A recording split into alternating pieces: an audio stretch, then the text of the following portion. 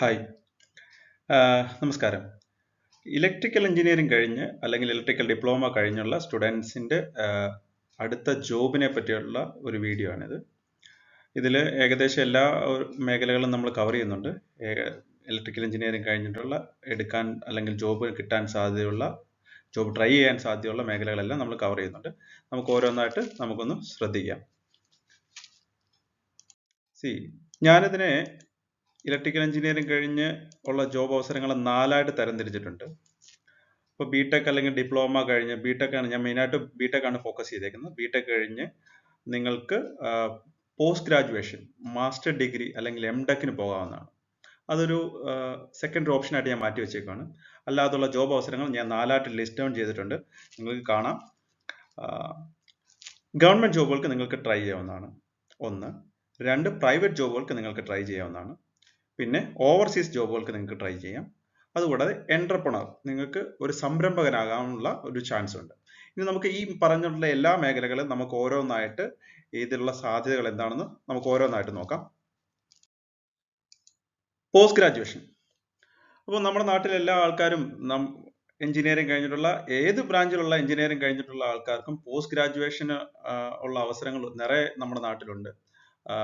IIT, NIT അതുപോലെയുള്ള prime ആയിട്ടുള്ള സ്ഥാപനങ്ങൾ. അതുകൂടാതെ നമ്മുടെ നാട്ടിൽ തന്നെ ഗവൺമെന്റ് എഞ്ചിനീയറിംഗ് കോളേജിൽ ഒരുപാട് എംടെക്കിന്റെ സീറ്റുകൾ അവൈലബിൾ ആയിട്ടുണ്ട്. അതുകൂടാതെ സ്വാശ്രയ കോളേജുകൾ പോലും ഇപ്പോൾ എംടെക്കിന് വളരെയധികം ചാൻസസ് കൊടുക്കുന്നുണ്ട്. ഇതിന്റെ ഏറ്റവും പ്രൈം ആയിട്ടുള്ള ഒരു മെത്തേഡാണ് ഞാൻ പറയുന്നത്.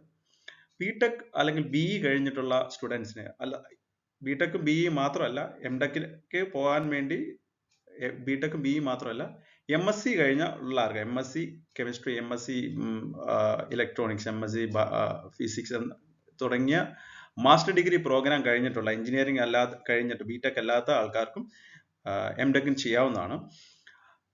ആ ആൾക്കാർക്ക് എംടെക്കിലേക്ക് എത്താനുള്ള പ്രധാനപ്പെട്ട ഒരു മാർഗമാണ് gate, graduate aptitude test in engineering എന്ന് പറഞ്ഞ ഒരു എക്സാം. ഇത് ഓൾ ഇന്ത്യ ബേസിസിൽ കണ്ടക്ട് ചെയ്യുന്ന ഒരു എക്സാം ആണ്. എല്ലാവർക്കും അറിയാം, ഓൾ ഇന്ത്യ ബേസിൽ കണ്ടക്ട് ചെയ്യുന്ന എല്ലാ ബ്രാഞ്ചിലേക്കും എല്ലാ വർഷങ്ങളിലും കണ്ടക്ട് ചെയ്യുന്ന എക്സാം ആണ്. ഇത് പ്രീ ഫൈനൽ സ്റ്റുഡൻസിന്, 3rd ഇയർ 4th ഇയർ സ്റ്റുഡൻസിന് മുതൽ അറ്റൻഡ് ചെയ്യാവുന്ന ഒരു കോമ്പറ്റീറ്റീവ് എക്സാം ആണ്. ഇതൊരു കോമ്പറ്റീറ്റീവ് എക്സാം എന്ന് പറഞ്ഞാൽ ഇതിനകത്ത് ഒബ്ജക്റ്റീവ് ടൈപ്സ് ക്വസ്റ്റ്യൻസ് മാത്രമുള്ള ഒരു കോമ്പറ്റീറ്റീവ് എക്സാം ആണ്. ഇതിന്റെ സിലബസ് എന്ന് പറയുന്നത് നിങ്ങളുടെ ഗ്രാജുവേഷന് പഠിക്കുന്നുള്ള കാര്യങ്ങളാണ്. ബട്ട് നിങ്ങൾ ഗ്രാജുവേഷന് പഠിക്കുന്നുള്ള കുറച്ചുകൂടെ തറവായിട്ട് പഠിക്കേണ്ടി വരും. അപ്പൊ ഗേറ്റ് ഒരു ഇമ്പോർട്ടന്റ് ഫാക്ടർ ആയിട്ട്, അല്ലെങ്കിൽ ഗേറ്റ് ഒരു ഇമ്പോർട്ടന്റ് മൈൽ സ്റ്റോൺ ആയിട്ട് മാറിയേക്കാണ് ഇപ്പോഴത്തെ പുതിയ ജനറേഷൻ എഞ്ചിനീയറിംഗ് മേഖലയിൽ. ബിടെക് അല്ലെങ്കിൽ BE കഴിഞ്ഞിട്ടുള്ളവർക്ക് ഗേറ്റ് എക്സാംസ് എഴുതാവുന്നതാണ്. ഗേറ്റ് എക്സാംസിലൂടെ നിങ്ങൾക്ക് എംടെക് അല്ലെങ്കിൽ ME എന്നുള്ള ഒരു എംടെക് അതിന്റെ മാസ്റ്റർ ഡിഗ്രി പ്രോഗ്രാമിലേക്ക് പോകാവുന്നതാണ്. അതുകൂടാതെ തന്നെ PhD പ്രോഗ്രാമുകൾക്ക് പോലും ഇപ്പോൾ ഗേറ്റ് സ്കോർ യൂസ് ചെയ്ത് PhD പ്രോഗ്രാമുകൾ പോലും, ഒരു combined MTech plus PhD programs പോലും പല പ്രൈം സ്ഥാപനങ്ങളും വിളിക്കുന്നുണ്ട്. അപ്പോൾ നിങ്ങൾ മനസ്സിലാക്കേണ്ട ഇത്രയേ ഉള്ളൂ, ഗേറ്റ് വളരെ ഇമ്പോർട്ടൻ്റ് ആയിട്ടുള്ള കാര്യമാണ്. ഏതൊരാൾക്കും, ഏത് ബിടെക് കഴിഞ്ഞ ഏതൊരാൾക്കും ട്രൈ ചെയ്യാവുന്ന ഒരു കാര്യമാണ് ഗേറ്റ് എക്സാംസ്. ഇതിന്റെ ഗുണങ്ങൾ എന്താണെന്ന്, അതിന്റെ സ്പെഷ്യാലിറ്റീസ് എന്താണ്, നിങ്ങൾക്ക് ഇതുകൊണ്ട് കിട്ടുന്ന പ്രയോജനങ്ങൾ എന്താണെന്ന് നമ്മൾ അടുത്ത സെക്ഷൻസിൽ ഞാൻ ഡീറ്റെയിൽ ആയിട്ട് പറഞ്ഞു തരാം. അപ്പോൾ ബിടെക് കഴിയുന്ന ഏതൊരാൾക്കും ട്രൈ ചെയ്യാവുന്ന ഒരു കേസാണ് ഗേറ്റ് വഴി നിങ്ങൾക്ക് എംടെക് അല്ലെങ്കിൽ PhDയിലേക്ക് നിങ്ങൾക്ക് പോകാം. ഇനി ഗവൺമെന്റ് ജോബുകളെ ഞാൻ കാറ്റഗറൈസ് ചെയ്തിട്ടുണ്ട്. ഗവൺമെന്റ് ജോബുകൾ നമ്മുടെ നാട്ടിലെ ഒരു ബേസിസിലാണ് ഞാൻ കാറ്റഗറൈസ് ചെയ്യുന്നത്. UPSC അല്ലെങ്കിൽ PSC ആയിട്ട് കൺസിഡർ ചെയ്യുന്നത്. UPSC എന്ന് പറഞ്ഞാൽ യൂണിയൻ പബ്ലിക് സർവീസ് കമ്മീഷൻ. ഇതൊരു കേന്ദ്ര ഗവൺമെന്റ് നേരിട്ട് നടത്തുന്ന എക്സാംസ്, അല്ലെങ്കിൽ കേന്ദ്ര ഗവൺമെന്റ് നേരിട്ട് നടത്തുന്ന പരീക്ഷകൾ, അതുവഴി കിട്ടുന്ന ജോബ് അവസരങ്ങളെ UPSC അണ്ടറിൽ പെടുത്തിയിരിക്കുന്നു. PSC രണ്ടെങ്കിൽ നമ്മുടെ കേരള പബ്ലിക് സർവീസ് കമ്മീഷൻ നടത്തുന്ന എക്സാംസിനെയാണ് ഞാൻ അതിന്റെ കാറ്റഗറിയിൽ പെടുത്തിയിരിക്കുന്നത്. പിന്നെ UPSC ഡയറക്റ്റ് നിങ്ങൾക്ക് ഗേറ്റ് സ്കോർ ഉണ്ടെന്നുണ്ടെങ്കിൽ, നല്ല ഗേറ്റ് സ്കോർ ഉണ്ടെന്നുണ്ടെങ്കിൽ ഇന്ത്യയിലെ പ്രധാനപ്പെട്ട പൊതുമേഖലാ സ്ഥാപനങ്ങൾക്ക് നിങ്ങൾ ഗേറ്റ് സ്കോർ മാത്രം വെച്ച് നിങ്ങൾക്ക് ഒരു എൻട്രി സാധ്യമാവുന്നതാണ്. അതുപോലെ പബ്ലിക് സെക്ടർ അണ്ടർടേക്കിംഗ് കമ്പനികളുണ്ട്. പബ്ലിക് സെക്ടർ അണ്ടർടേക്കിംഗ് ഏകദേശം 54ഓളം കമ്പനികൾ ലിസ്റ്റഡ് ആയിട്ട് പബ്ലിക് സെക്ടർ അണ്ടർടേക്കിംഗ് കമ്പനിയാണ്. ഈ പബ്ലിക് സെക്ടർ അണ്ടർടേക്കിംഗ് കമ്പനികളിലേക്ക് നേരത്തെ പബ്ലിക് സെക്ടർ അണ്ടർടേക്കിംഗ് കമ്പനികൾ ഡയറക്റ്റ് എക്സാം നടത്തി എടുത്തിരുന്നു. ബട്ട് ഇപ്പോൾ എല്ലാം ഗേറ്റിനെ ഡിപ്പെൻഡന്റ് ആയിട്ട് മാറിയിട്ടുണ്ട്. അപ്പൊ ഗേറ്റ് സ്കോർ ഉള്ള ഏതൊരാൾക്കും പബ്ലിക് സെക്ടർ അണ്ടർടേക്കിംഗ് കമ്പനികളിലേക്ക് നിങ്ങൾക്ക് ഡയറക്റ്റ് എൻട്രി കിട്ടാവുന്നതാണ്. അതിനകത്ത് വരുന്ന മെയിൻ ആയിട്ടുള്ള ഒരു എക്സാമാണ് ഇന്ത്യൻ എഞ്ചിനീയറിംഗ് സർവീസ്. ഇതിന്റെ എല്ലാം ബേസിസ് എന്ന് പറയുന്നത് ഗേറ്റ് ആണ്. അപ്പൊ ഗേറ്റ് നിങ്ങൾക്ക് എഴുതണമെന്നുണ്ടെങ്കിൽ ഇത്ര മാത്രം ശ്രദ്ധിച്ചാൽ മതി. നിങ്ങളുടെ 4 വർഷത്തെ ഗ്രാജുവേഷൻ ഒന്നുകൂടെ തറവായിട്ട് പഠിക്കുക. ആ ഒരു സിലബസ് മാത്രം വെച്ച് പഠിച്ചു കഴിഞ്ഞാൽ നിങ്ങൾക്ക് UPSCയുടെ എല്ലാ എക്സാമും, UPSCയുടെ എല്ലാ എഞ്ചിനീയറിംഗ് എക്സാംസിന്റെയും സിലബസ് എന്ന് പറയുന്നത് നിങ്ങളുടെ 4 വർഷത്തെ ഗ്രാജുവേഷന്റെ അതേ പോർഷൻസ് ഉണ്ട്. അപ്പം ഗേറ്റ് നന്നായിട്ട് നിങ്ങൾക്ക് പ്രിപ്പയർ ചെയ്ത് കഴിഞ്ഞാൽ ഡയറക്റ്റ് നിങ്ങൾക്ക് എൻട്രി ലഭിക്കാം. MTechലേക്ക് പോകാം, PhDയിലേക്ക് പോകാം, ഡയറക്റ്റ് പബ്ലിക് സെക്ടർ അണ്ടർടേക്കിംഗ് കമ്പനികളിലേക്ക് പോകാം. അതുകൂടാതെ UPSC നോൺ എഞ്ചിനീയറിംഗ് എക്സാംസ് ഒരുപാട് നടത്താറുണ്ട്. റെയിൽവേ, ഇൻഷുറൻസ്, ബാങ്കിങ് മേഖലകൾ, കുറെ മേഖലകളിലേക്കുള്ള പരീക്ഷകൾ UPSC നടത്തുന്നതാണ് എഞ്ചിനീയറിംഗ് അല്ലാതെ തന്നെ. അപ്പൊ അതിലേക്കൊക്കെ ഇതിന്റെയൊക്കെ ഒരു ബേസിസ് എന്ന് പറയുന്നത് ഡിഗ്രി ലെവൽ എക്സാംസ്, നിങ്ങളുടെ ഡിഗ്രി ലെവൽ എക്സാം വേണ്ടി പ്രിപ്പയർ ചെയ്യുന്ന ഒരു ഡിഗ്രി ലെവൽ എക്സാമിന് വേണ്ടി നിങ്ങൾ നന്നായി കോമ്പറ്റേറ്റീവ് എക്സാമിന് വേണ്ടി പ്രിപ്പയർ ചെയ്ത് കഴിഞ്ഞാൽ ഈ എക്സാംസ് എല്ലാം നിങ്ങൾക്ക് ക്ലിയർ ചെയ്യാൻ സാധിക്കുന്നതാണ്. ഇതേപോലെ തന്നെയാണ് നമ്മുടെ PSC എക്സാംസും. PSCയുടെ എക്സാംസും എഞ്ചിനീയറിംഗ് എക്സാംസും ഉണ്ട്, നോൺ എഞ്ചിനീയറിംഗ് എക്സാം. എഞ്ചിനീയറിംഗ് എക്സാമിന്റെ ഒരു എക്സാമ്പിൾ പറഞ്ഞു കഴിഞ്ഞാൽ KSEB നടത്തുന്ന അസിസ്റ്റന്റ് എഞ്ചിനീയർ എന്ന് പറഞ്ഞ ഒരു പോസ്റ്റ്, അല്ലെങ്കിൽ PW നടത്തുന്ന എക്സാം.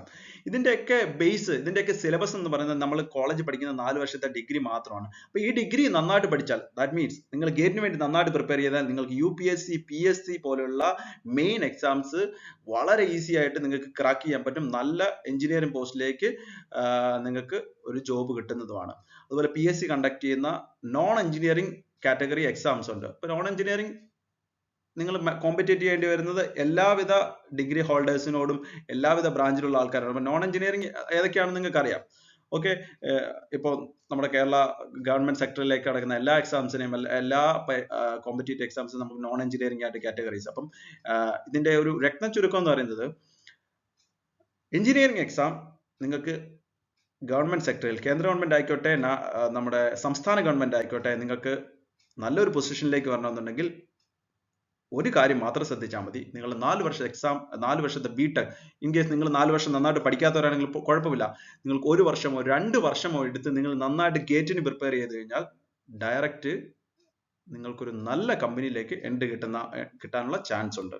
അല്ലെന്നുണ്ടെങ്കിൽ നല്ല ഏതെങ്കിലും കോളേജിൽ NIT, IIT പോലുള്ള പ്രൈം സ്ഥാപനങ്ങളിൽ പഠിച്ച് MTech PhD നേടി നല്ല സ്ഥാപനങ്ങൾ ഡയറക്റ്റ് പ്ലേസ്മെന്റ് ആയി പോകാവുന്നതാണ്. അപ്പൊ ഇത്രയും സാധ്യതകളാണ് ഗവൺമെന്റ് ജോബിനകത്തുള്ളത്. ഇനി നമുക്ക് പ്രൈവറ്റ് മേഖലകളിലേക്ക് പോകാം.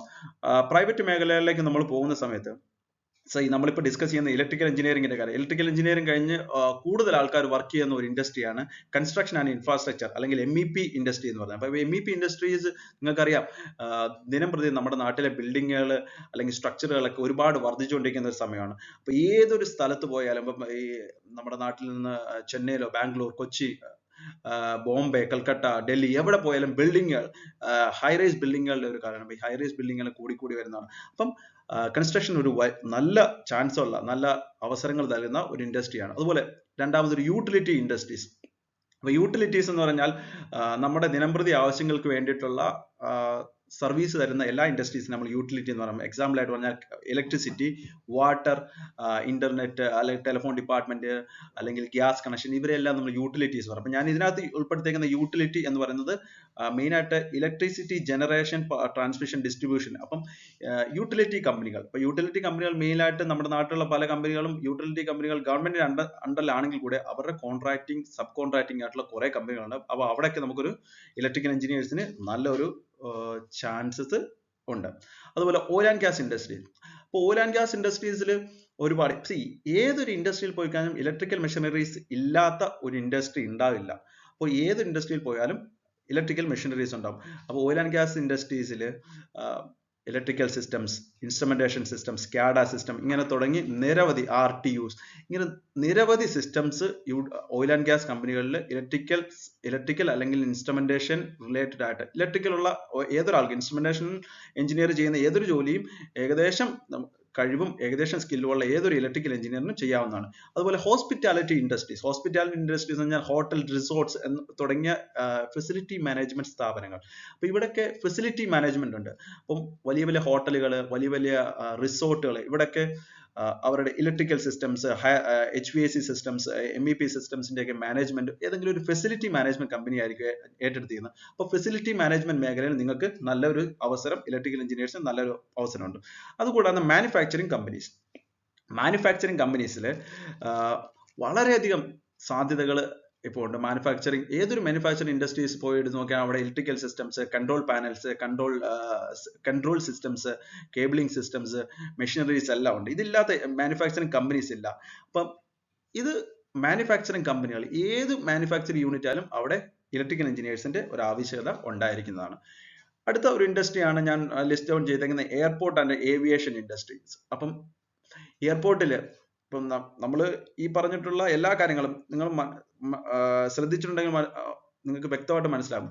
ഏകദേശം എല്ലാ കാര്യങ്ങളിലും, എല്ലാ സെക്ഷൻസിലും ഇലക്ട്രിക്കൽ സർക്യൂട്ട്സ് വളരെ ഇമ്പോർട്ടൻ്റ് ആയിട്ട്, അല്ലെങ്കിൽ electrical network, high voltage, low voltage അല്ലെങ്കിൽ മീഡിയം വോൾട്ടേജ് നെറ്റ്വർക്ക് വളരെ ഇമ്പോർട്ടൻ്റ് ആയിട്ട് വരുന്നുണ്ട്. അപ്പം എയർപോർട്ട്സിലും അതേപോലെ തന്നെ ഇലക്ട്രിക്കൽ സിസ്റ്റംസ് ഉണ്ടാകും, അവിടെ ട്രാൻസ്ഫോമേഴ്സ് ഉണ്ടാകും, RMUs ഉണ്ടാകും, സർക്യൂട്ട്സ് ഉണ്ടാകും, ഇൻസ്ട്രുമെന്റേഷൻസ് ഉണ്ടാകും, ബാഗേജ് ഹാൻഡ്ലിംഗ് യൂണിറ്റ്സ് ഉണ്ടാകും, അതിന് റിലേറ്റഡ് ആയിട്ടുള്ള ഇലക്ട്രിക്കൽ സർക്യൂട്ടുകൾ ഉണ്ടാകും, ELV സിസ്റ്റംസ് ഉണ്ടാകും. അപ്പൊ ഇതൊക്കെ മെയിൻറ്റെയിൻ ചെയ്യുന്നത് ഒരു കമ്പനി ആണെങ്കിൽ കൂടെ, ചിലപ്പോൾ ഗവൺമെന്റ് തന്നെ ആയിരിക്കും മെയിൻറ്റെയിൻ ചെയ്യുക, അതാണെങ്കിൽ കൂടെ നിങ്ങൾക്ക് ഇതിന്റെ വർക്ക് ചെയ്യുന്ന അല്ലെങ്കിൽ ഇതിന്റെ മെയിൻ്റെനൻസ് ചെയ്യുന്ന പ്രൈവറ്റ് കമ്പനികളിലേക്ക് എൻട്രീസോ കിട്ടും. അടുത്തായിട്ട് ഞാൻ ലിസ്റ്റ് ചെയ്തേക്കുന്ന ഒരു ഇൻഡസ്ട്രിയാണ് മെഡിക്കൽ സർവീസസ്, ബയോമെഡിക്കൽ എക്യുപ്മെന്റ്സ്, അല്ലെങ്കിൽ ഹോസ്പിറ്റൽ റിലേറ്റഡ് ആയിട്ടുള്ള ജോബുകൾ. ഒരു ഹോസ്പിറ്റലിൽ ബയോമെഡിക്കൽ എക്യുപ്മെന്റ്സ് ഒരുപാടുണ്ട്. X ray units, operation theatre unit, അതുപോലെ തന്നെ ഇതിനെ റിലേറ്റഡ് ആയിട്ടുള്ള കുറെ സെക്ഷൻസ് ഒരു ഹോസ്പിറ്റൽ മേഖലയിലുണ്ട്. അപ്പം ഹോസ്പിറ്റൽ മേഖലകളിലും ബയോമെഡിക്കൽ ഫീൽഡിലേക്കും ഒരു ഇലക്ട്രിക്കൽ എഞ്ചിനീയറിന് റീഡയറക്റ്റ് ചെയ്ത് പോകാവുന്നതാണ്. അതുപോലെ ട്രാൻസ്പോർട്ടേഷൻ മേഖലകൾ എന്ന് പറയുമ്പോൾ ഇപ്പോൾ പെട്രോൾ വിപ്ലവമൊക്കെ കഴിഞ്ഞപ്പോൾ ഇലക്ട്രിക്കൽ വെഹിക്കിൾസിന്റെ ഒരു വിപ്ലവത്തിലേക്ക് വരികയാണ്. അപ്പം ഇലക്ട്രിക്കൽ വെഹിക്കിൾസ് കൂടുതലായിട്ട് ധാരാളമായിട്ട് റോഡിൽ കാണാൻ പോകുന്ന ഒരു സെഞ്ചുറിയാണ് വരാൻ പോകുന്നത്. അപ്പോൾ electrical vehicles, traffic management system, traffic lighting system, railway systems, ഇതിലൊക്കെ ഈ പറഞ്ഞ ട്രാൻസ്പോർട്ടേഷൻ മേഖലകളിലൊക്കെ ഒരു ഇലക്ട്രിക്കൽ എഞ്ചിനീയേഴ്സിന് വളരെ സാധ്യതകൾ. അപ്പം നിങ്ങൾ ശ്രദ്ധിക്കേണ്ട ഒരു കാര്യം, ഈ ഡയറക്റ്റ് ഈ കമ്പനികളിൽ ട്രൈ ചെയ്യുന്നതിന് പകരം നിങ്ങൾക്ക് ഇതിന്റെ കോൺട്രാക്ടിങ്ങിലോ അല്ലെങ്കിൽ സബ് കോൺട്രാക്ടിങ്ങിലോ കമ്പനികളിൽ നിങ്ങൾക്ക് ഡയറക്റ്റ് ഒരു എൻട്രിക്ക് ട്രൈ ചെയ്തിട്ട് അതുവഴി, നിങ്ങളിപ്പോൾ ഒരു സബ് കോൺട്രാക്ടിങ് മേഖലകളിലാണ് നിങ്ങൾക്ക് ഫസ്റ്റ് ജോബ് കിട്ടുന്നുണ്ടെങ്കിൽ, don't worry, you can get into the contracting field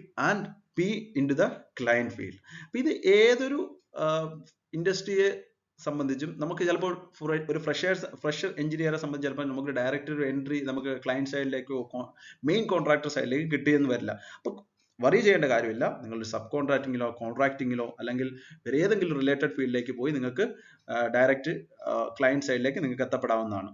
ഇതുപോലെ തന്നെ IT ആൻഡ് നെറ്റ്വർക്കിംഗ് അല്ലെങ്കിൽ സെക്യൂരിറ്റി പോലുള്ള മേഖലകൾ താല്പര്യമുള്ളവർക്ക്, അതൊരു കോർ ഫീൽഡ് അല്ല, ഇലക്ട്രിക്കൽ എഞ്ചിനീയേഴ്സിനെ സംബന്ധിച്ച് കോർ ഫീൽഡ് അല്ലെങ്കിൽ പോലും ഒരുപാട് ചാൻസസ്, ഇന്റർനെറ്റ് ഓഫ് തിങ്സിന്റെ ഒക്കെ കാലഘട്ടമാണ്, അപ്പോൾ ഒരുപാട് ചാൻസസ് ഈ മേഖലകളിലും വരുന്നുണ്ട്. അപ്പൊ നിങ്ങൾക്ക് ധൈര്യമായിട്ട് IT ആൻഡ് നെറ്റ്വർക്കിംഗ് അല്ലെങ്കിൽ സോഫ്റ്റ്വെയർ റിലേറ്റഡ് ഫീൽഡിലേക്കും പോകാവുന്നതാണ്, if you are interested only. Okay. അതുപോലെ ഓട്ടോമൊബൈൽ ഇൻഡസ്ട്രീസ്, ഇപ്പോൾ നമ്മുടെ നാട്ടിൽ ഒരുപാട് ഓട്ടോമൊബൈൽ പ്ലാറ്റ്ഫോംസ് ഉണ്ട്, ഓട്ടോമൊബൈൽ ഇൻഡസ്ട്രീസ് ഉണ്ട്, ഓട്ടോമൊബൈൽ യൂണിറ്റുകളുണ്ട്, ഓട്ടോമൊബൈൽ റിലേറ്റഡ് ആയിട്ടുള്ള വർക്ക് ചെയ്യുന്ന കമ്പനികളുണ്ട്.